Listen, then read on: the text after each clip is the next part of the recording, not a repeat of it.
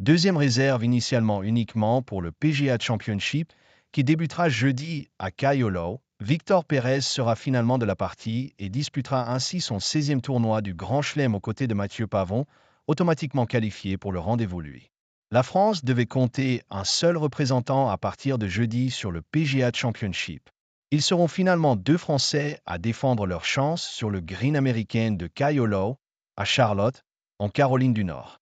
Contrairement à ce qui était prévu, Mathieu Pavon, 64e au classement et automatiquement qualifié pour ce majeur, ne sera pas notre unique golfeur en lice. Victor Pérez l'accompagnera. Le Tarbais de 32 ans a rejoint au dernier moment la liste des participants et disputera ainsi son 16e tournoi du Grand Chelem.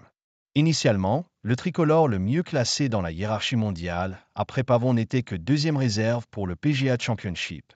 C'était encore le cas dimanche soir, avant qu'un résultat puis la défection de l'un de ses concurrents ne permette à Pérez de s'inviter en dernière minute parmi les engagés.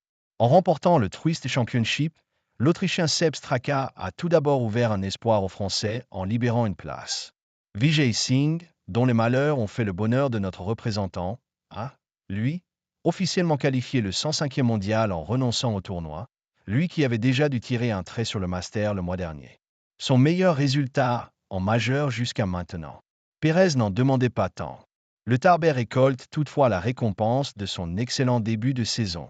Il s'en est d'ailleurs fallu de peu que le golfeur de 32 ans inscrive son nom ce week-end au palmarès du PGA Tour comme Pavon avant lui en triomphant sur un autre green de Caroline du Sud à l'occasion du Myrtle Beach Classic. Avant de se lancer pour le trou numéro 13, le Français qui a pris ses quartiers aux Bahamas et n'avait encore jamais réussi pareille performance dans sa carrière sur le circuit américain se trouvait encore dans le coup pour la victoire. Il a dû déchanter ensuite, sur les trous 14 et 15, pour finalement terminer 13e. Et apprendre qu'il pourrait disputer le majeur sur lequel il a rendu sa plus belle copie jusqu'alors, en terminant 12e il y a 2 ans.